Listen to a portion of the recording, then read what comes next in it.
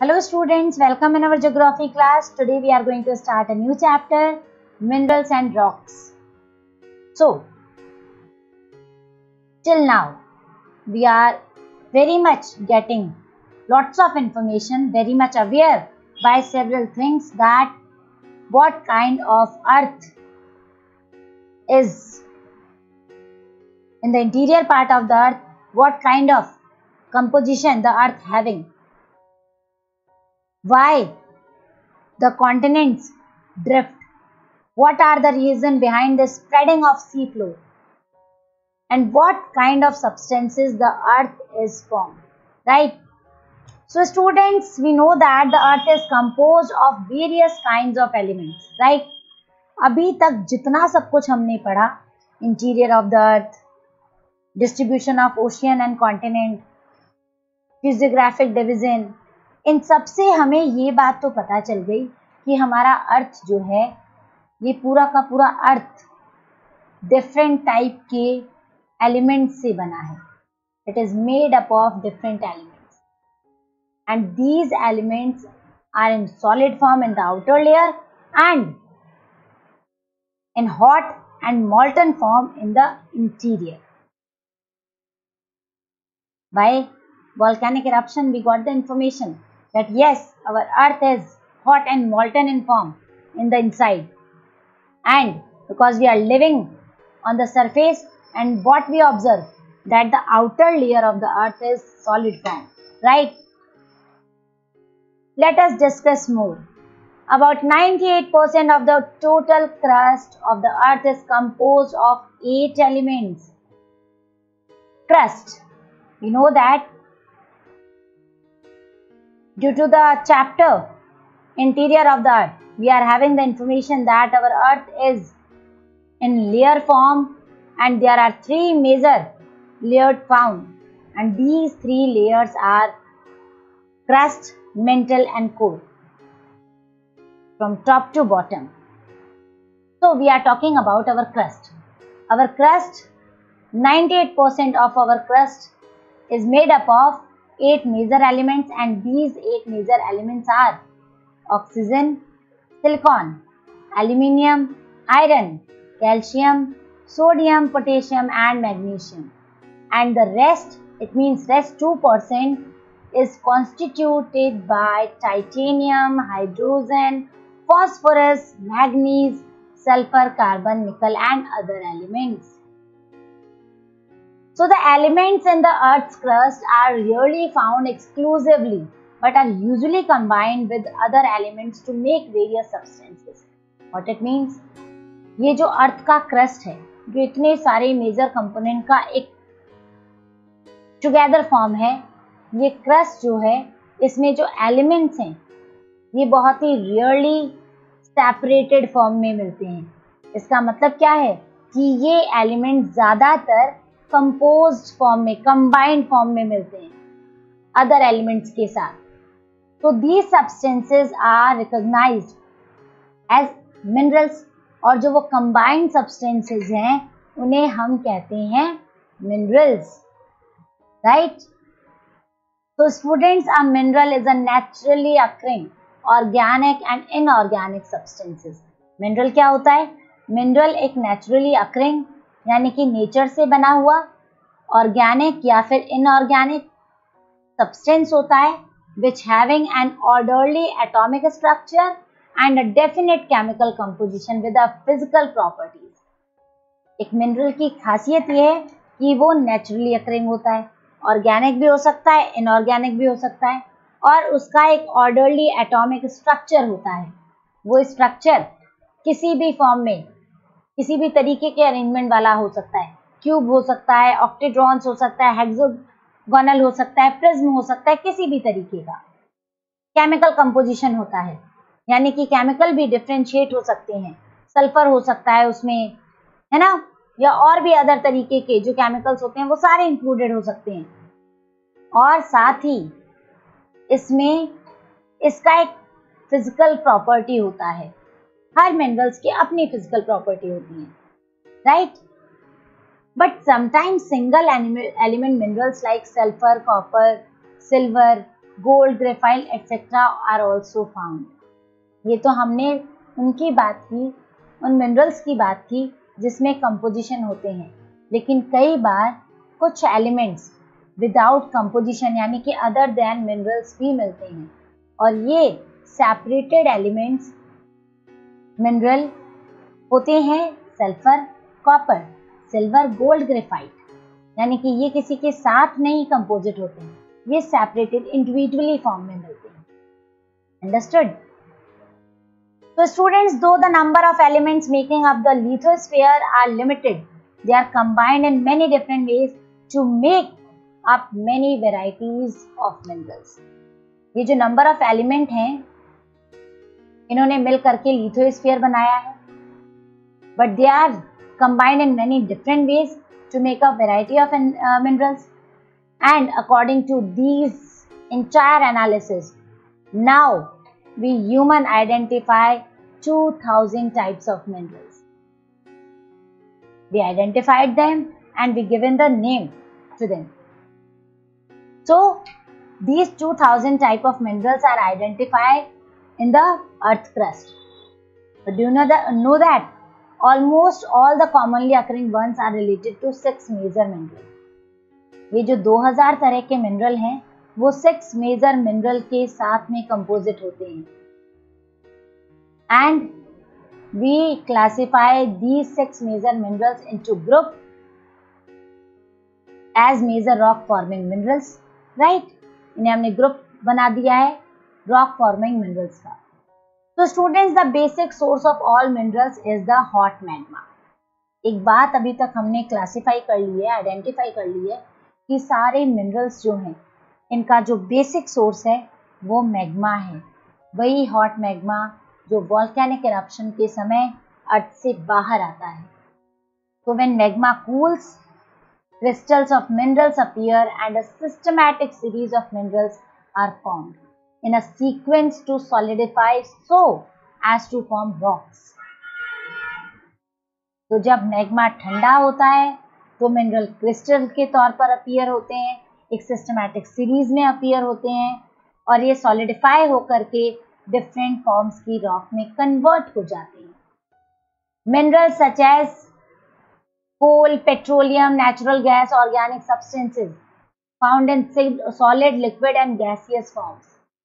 आपको पता है कुछ मिनरल्स ऐसे भी होते हैं जो ऐसा नहीं है हमेशा सॉलिड में ही मिले, ये सॉलिड, लिक्विड या गैसियस किसी भी फॉर्म में मिल सकते हैं. कोल सॉलिड में, पेट्रोलियम लिक्विड, और नेचुरल गैस गैसियस फॉर्म में मिलता है, and all the three are minerals. So here a brief information about some important minerals in terms of their nature and physical characteristics given below. Let us examine some of the physical characteristics. External crystal form, बाहरी आवरण कैसा होता है किसी mineral का, ये determine करता है इंटरनल अरेंजमेंट से. अगर इंटरनल अरेंजमेंट जैसा भी होगा वैसा ही बाहर का आवरण होगा, और ये इंटरनल अरेंजमेंट किसी भी शेप में हो सकता है, क्यूब, ऑक्टेड्रॉन्स, हेक्सागोनल, प्रिज्म, किसी में भी. प्रिज्म ऐसे बनता है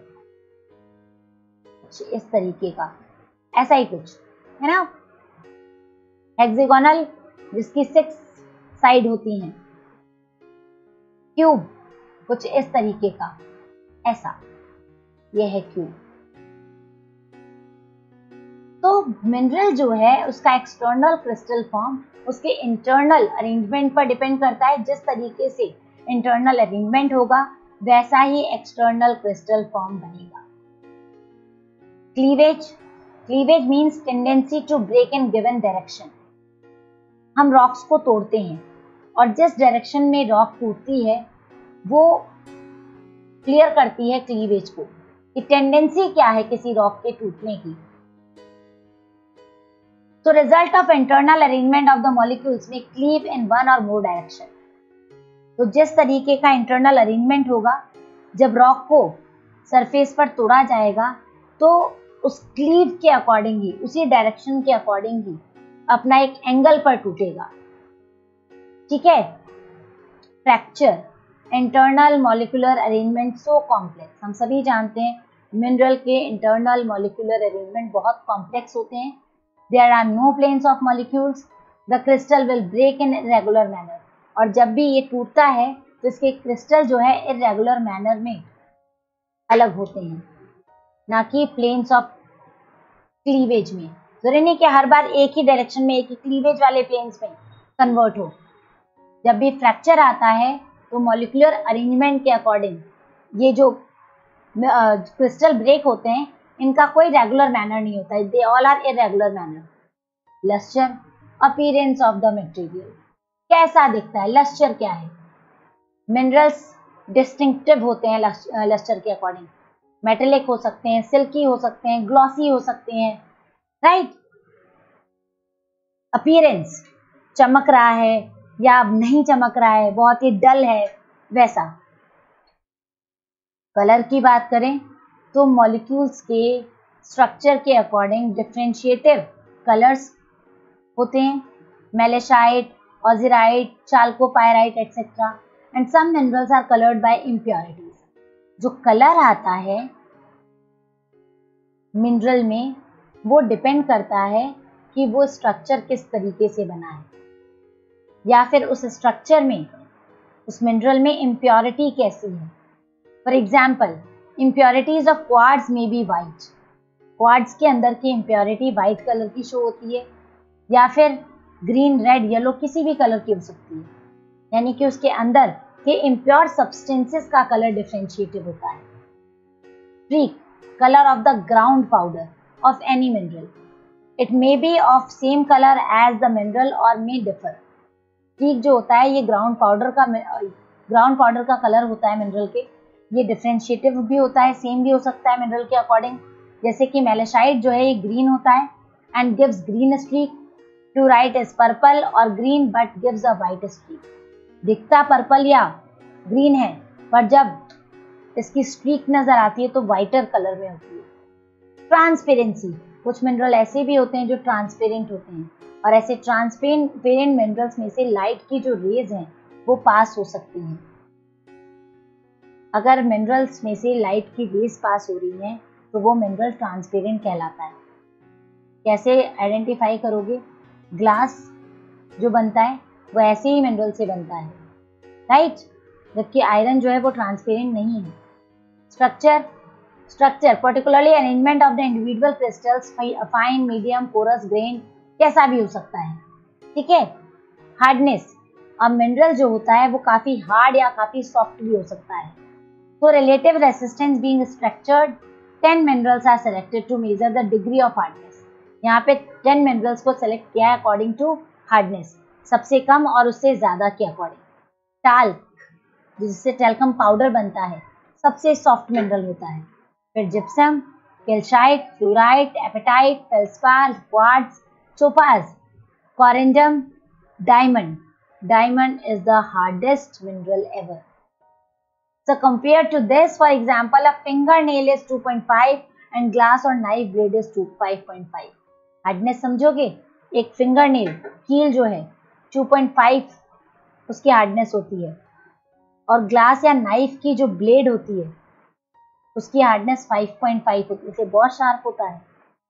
now specific gravity, the ratio between the weight और एन गिवन ऑब्जेक्ट. ग्रेविटी क्या होती है? रेशो होता है वेट का और given object and the weight of equal volume of water. Object weighted in air and then weighted in water and divide weight in air by the difference of two weights. किसी भी particular substance की अगर gravity पता करनी है तो वो इस फॉर्मूला से पता होती है. कैसे? रेशो निकाला जाता है वेट का वाटर में और एयर में, right. weighted in water and divide weighted in air by the difference in two weights. Then we find out the specific gravity. These are some of the characteristics of minerals. In characteristics को ध्यान में रख करके minerals को classify किया जाता है. फिर बताया जाता है कि कौन सा mineral hard है, कौन सा mineral soft है, कौन सा mineral liquid है, कौन सा solid है, कौन सा mineral किस कलर का है, कौन सा ट्रांसपेरेंट है, कौन सा ट्रांसपेरेंट नहीं है. Got it? Now the next topic, types of minerals. Students, there are several types of minerals found and आपने 10th में पढ़ा भी होगा टाइप्स। मैं अभी बुक के अकॉर्डिंग नहीं बल्कि एक रफ सिस्टम समझाती हूँ। मिनरल्स होते हैं metallic, non metallic and energy mineral, right. Metallic minerals again classified into two categories, three: ferrous, non-ferrous and precious। Ferrous metallic minerals वो होते हैं जिनकी प्रॉपर्टी फेरस वाली होती है, आयरन प्रॉपर्टी की होती है। नॉन फेरस जिनकी प्रॉपर्टी आयरन की नहीं होती। तो जिसमें आयरन होता है वो फेरस, जो आयरन वाले नहीं होते जैसे copper, zinc, lead, aluminium, they are not having iron composition, so they are non-ferrous. And precious like gold, platinum, silver, these are the precious elements.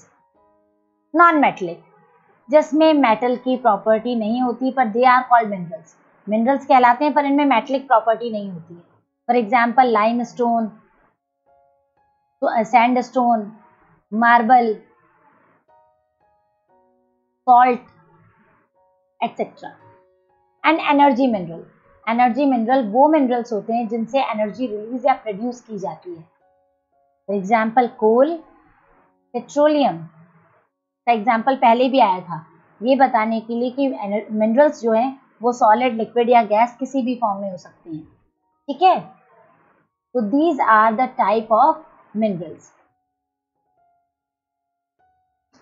Understood? Tomorrow we will going to discuss these differentiation separately. So hope you guys understand the entire topic well. Tomorrow we will classify all these type of differentiation separately, like metallic, non-metallic, and also we will find out how the minerals are obtained. Till then, have a nice day. Thank you. Take care.